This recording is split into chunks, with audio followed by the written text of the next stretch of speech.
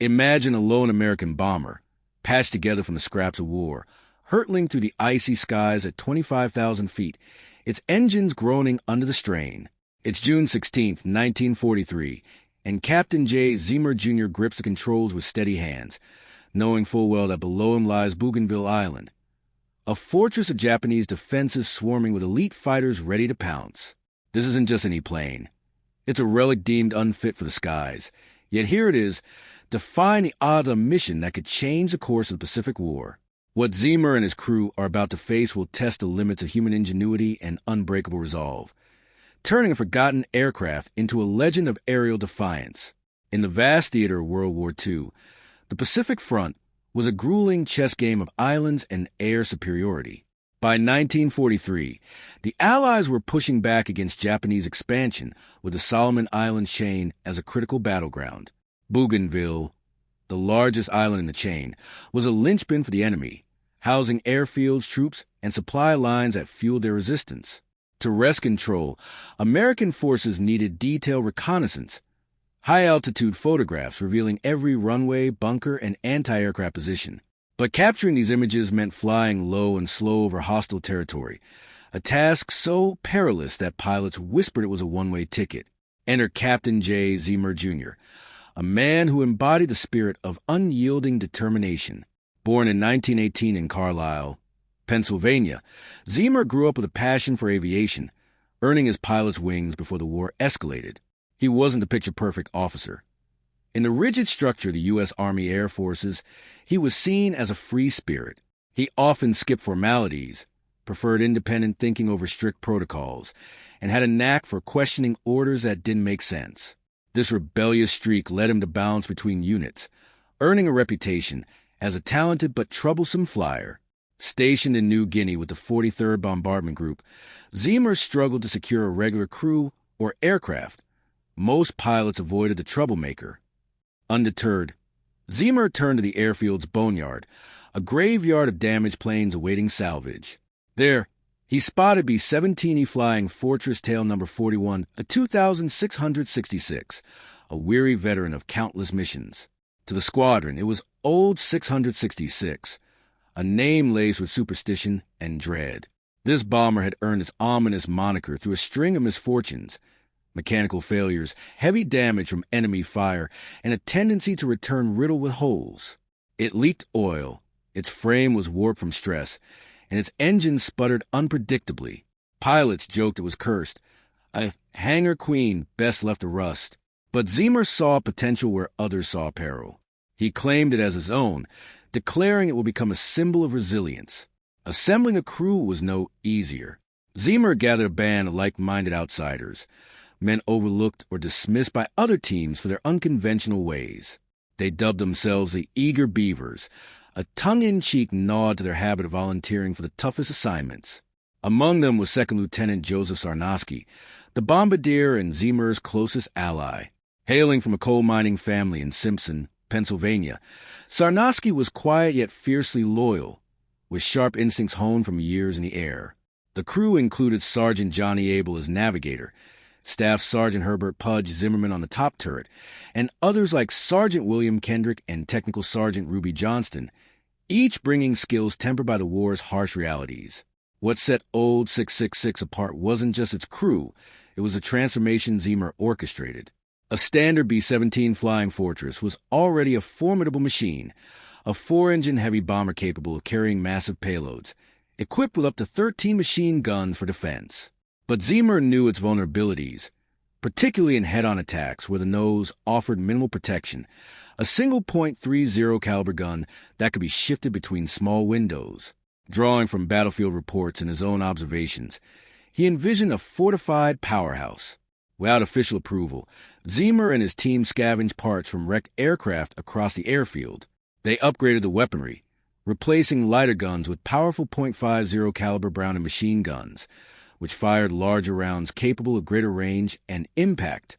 They installed twin .50s in the waist positions for broader coverage, added extras in the radio compartment, and reinforced the tail and turret defenses. The crowning innovation was the nose. They mounted additional .50 caliber guns, including a fixed one in the cockpit, that Zeamer could control directly from his pilot's yoke. This allowed him to aim the entire aircraft like a massive fighter, a radical departure from doctrine that emphasized formation flying and collective defense. By the end, Old 666 boasted 19 guns, 6 more than standard, turning it into the most armed bomber in the theater.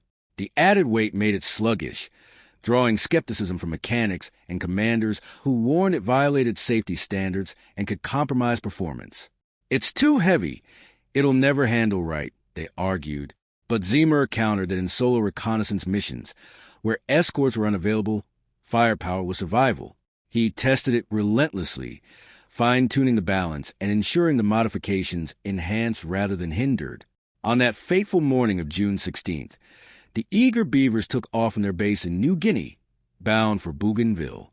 The mission, a 1,200-mile round trip to photograph enemy installations for the upcoming Allied invasion. Flying alone at high altitude, they braved thin air where temperatures plummeted to minus 40 degrees Fahrenheit, the cabin unheated and frost forming on the windows. Zeamer monitored the instruments closely, aware that any glitch could spell disaster. As they approached the island's jagged peaks and dense jungles, tension mounted.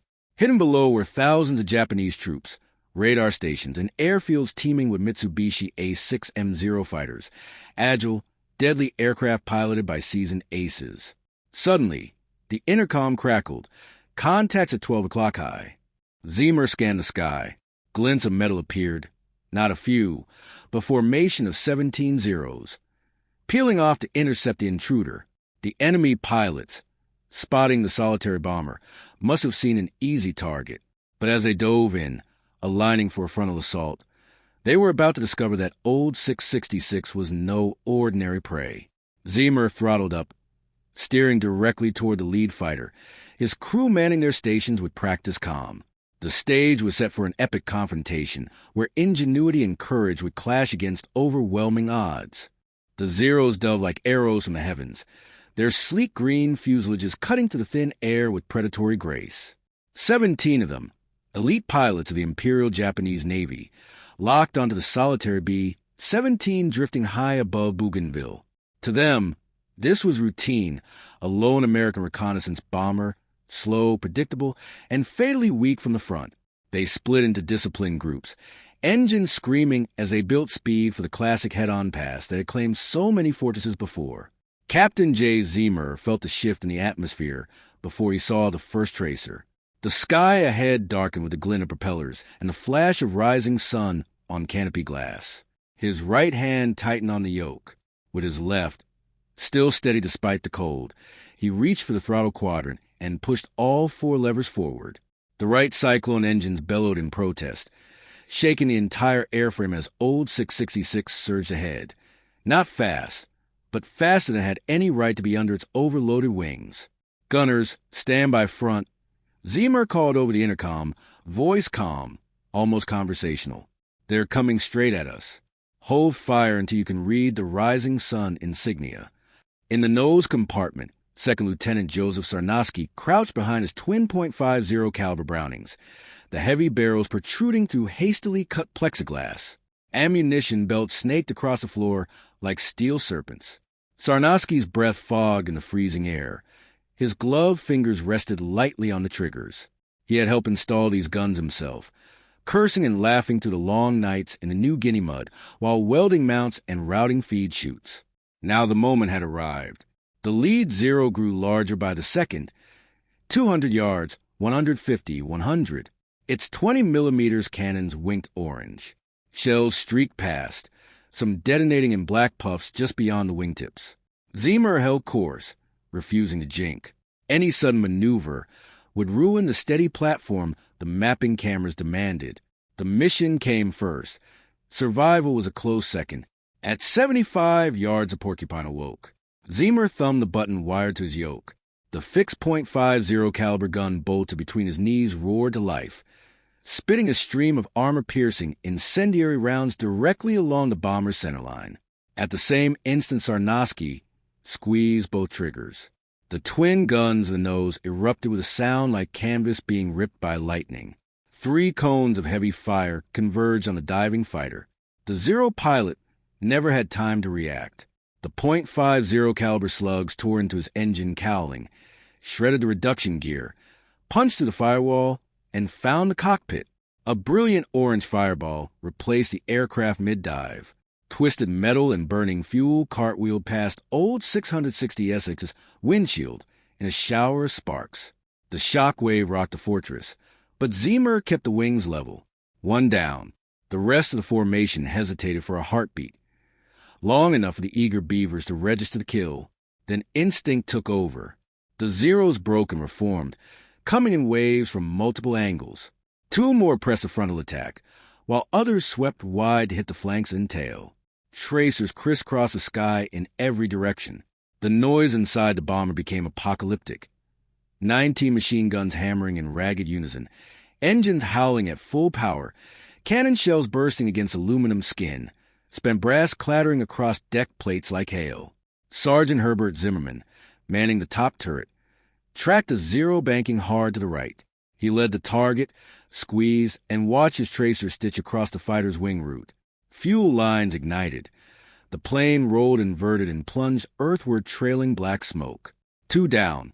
In the waist, Gunners Kendrick and Abel brace against the slipstream howling through open windows. Their twin .50s chattered continuously, barrels glowing dull red. A Zero tried to slip underneath for a belly shot, standard procedure against the fortress. But the extra gun Zeamer had crammed into the radio room caught at mid-turn. Heavy rounds chewed through the thin wing skin. The fighter disintegrated in a silent mid-air puff of flame and debris. 3 down, yet the swarm pressed harder.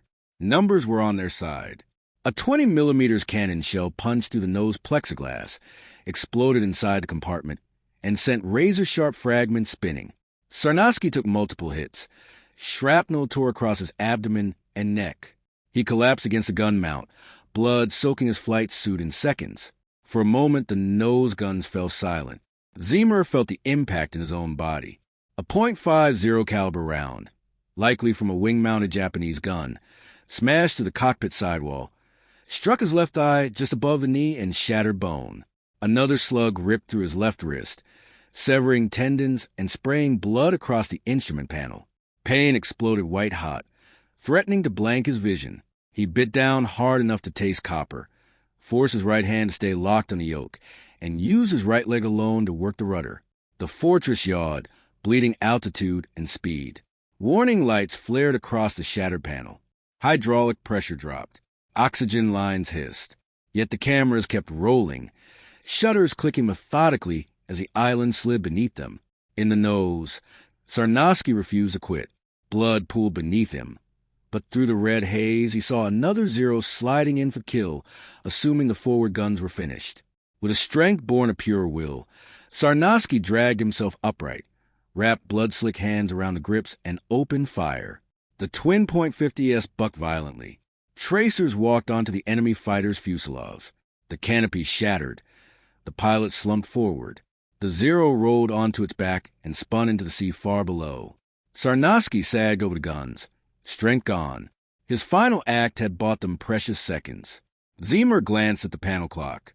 They had been under attack for 12 minutes. The photo run required at least 20 of straight and level flight over the target. Turning back now would waste everything.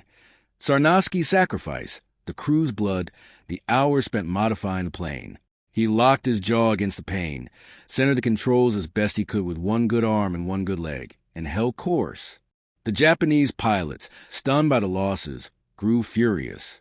They coordinated a massive assault. 6 Zeros diving simultaneously from different quadrants, aiming to overwhelm the fortress's defenses.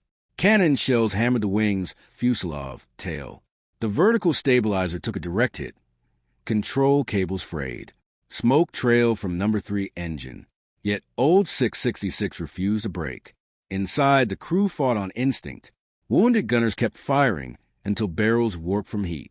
The bombardier station was a charnel house, but the remaining crew dragged Sarnosky aft, trying to staunch the bleeding even as they returned fire. Zeamer flew through a red fog, vision tunneling. Every breath a battle against shock and hypoxia, and still the cameras turned. The Zeros made pass after pass, But each time they met a wall of lead from guns no other fortress carried. For more fighters fell burning or spiraling out of control. The formation began to thin. Some pilots broke off, low on ammunition or fuel, unwilling to die for a single damaged bomber that fought like nothing they had ever seen. Finally, the film counter reached 0. The last frame clicked. Every inch of Bougainville's key defenses had been captured in crisp detail. Zeamer exhaled, a ragged sound that might have been relief or simply the last air his lungs could hold. He eased the yoke forward. Old 666 nosed into a gentle descent, trading altitude for airspeed and thicker oxygen. The remaining Zeros gave chase for a few thousand feet, firing desultory bursts, then peeled away toward their island base. Silence descended, broken only by the uneven drone of 3 good engines and the moan of wind through hundreds of holes. The fortress limped southward across an empty ocean, trailing smoke and leaking fluids, carrying a crew of walking wounded and one hero who would never speak again. They still had 600 miles to go, and the hardest part was only beginning. The battered B-17 continued its long, painful crawl back across the vast Pacific. 600 miles of empty ocean stretched between the smoking bomber and the nearest friendly airstrip. 3 of the 4 engines still turned, though number 3 coughed black smoke and ran dangerously hot. The hydraulic system was gone. No flaps, no brakes, no way to slow the massive machine for a normal landing. The oxygen masks dangled uselessly. At lower altitude, the crew could breathe, but the thin air at cruising height had already taken its toll. Captain Jay Zeamer flew with what remained of his strength. His left leg hung useless, the shattered femur grinding with every tiny movement of the rudder. His left wrist was a mangled ruin, useless for gripping. Blood had soaked through his flight suit and pooled on the floorboards, mixing with hydraulic fluid into a slippery red-black mess. Shock crept in like cold fog, dulling the edges of pain but threatening to pull him under. He fought the only way he knew how, by focusing on small, concrete tasks.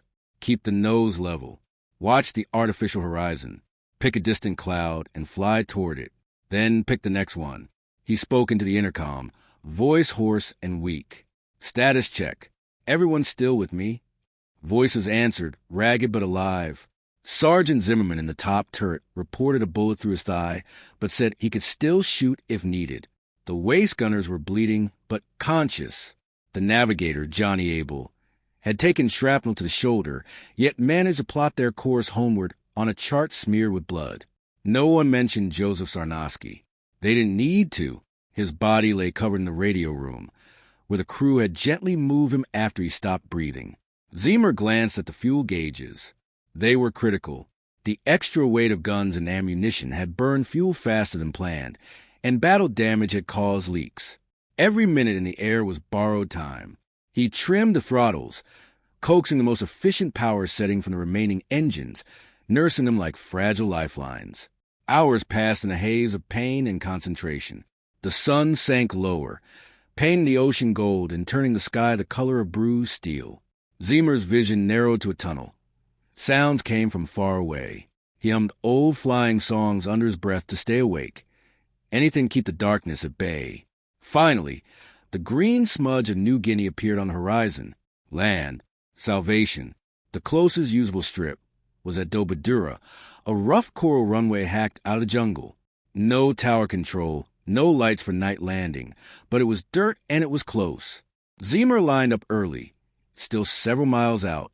He had no flaps to slow the approach, no brakes to stop once down. Speed would be high, dangerously high. He talked himself through it aloud, the way instructors had taught him years before. Gear down. Check 3 green. Airspeed steady. Hold her off the ground as long as you can. Let her settle easy. The runway rushed up faster than it should have. Trees flashed past the wings. Zeamer pulled back on the yoke with his good arm and good leg, fighting the nose-heavy trim caused by battle damage. The wheels kissed the coral with a jolt that rattled every loose rivet in the airframe. The fortress bounced once, twice, then stuck. It rolled, fast and straight, eating up runway at terrifying speed. No brakes, no reverse thrust, just momentum and prayer. The end of the strip approached. Beyond it lay jungle and a steep drop to the sea. Zeamer kicked hard right rudder, slewing the bomber sideways. Tires screeched and tore on the rough surface. The left wing dipped, scraping coral in a shower of sparks. The fortress ground looped violently, spinning in a wide arc before slamming to a halt in the tall Kenai grass, just short disaster. Silence. Deafening silence. For a long moment, no one moved. Then hatches popped open. Crewmen stumbled out, supporting each other, some limping, some carried. Medics and ground personnel sprinted across the field, sirens wailing. Stretchers appeared. Morphine syrettes were pressed into shaking hands. Zeamer remained in the cockpit until the last possible second. Medics had to pry his fingers from the yoke. Rigor had locked him in place. They lifted him gently onto a stretcher. His eyes fluttered open long enough to see the wreck of old 666. Hundreds of holes letting late afternoon sunlight pierce through like a sieve. Engines still ticking with heat. Blood trails marking every crew station. He managed one whisper before they carried him away. "Did we get the pictures?" "Yes, sir," a medic answered. "Every frame. Perfect." Jay Zeamer closed his eyes and let the darkness take him. The photographs developed that night were razor-sharp. They revealed every detail the planners needed.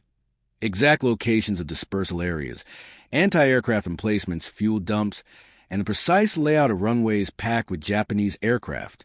Those images became the blueprint for Operation Cartwheel, the campaign that would eventually isolate and neutralize Rabaul, the great Japanese stronghold. Thousands of Allied lives were saved because one damaged bomber and its defiant crew refused to turn back. The Army Air Forces could no longer ignore what Zeamer had proven. The fatal weakness in the B-17's nose defense was real. Within months, Boeing engineers incorporated a powered chin turret, twin .50 calibers in a remotely operated blister, into the new B-17G model. The Frankenstein modification born in a New Guinea boneyard became factory standard, protecting fortress crews for the rest of the war. Jay Zeamer spent more than a year in hospitals. Doctors recommended amputation of his ruined leg. He refused. Through repeated surgeries, infections, and grueling rehabilitation, he fought for every inch of recovery with the same stubbornness he had shown in the sky. He walked again, though with a limp he carried for life. Both Captain Jay Zeamer Jr. and Second Lieutenant Joseph Sarnosky received the Medal of Honor, the only time in history that two members of the same air crew were awarded the nation's highest decoration for a single mission. The rest of the eager Beavers received the Distinguished Flying Cross. Their battered bomber was too damaged to repair. Old 666 was scrapped, its aluminum melted down and repurposed, but its story endured. In the end, it wasn't the number of guns or the weight of modifications that made the difference. It was the men who refused to accept that a mission was impossible, who turned a discarded airplane into a legend through sheer will and ingenuity. They flew into the heart of danger, bled for every photograph, and came home with proof that sometimes the greatest victories are won not by perfect machines, but by imperfect people who refuse to quit.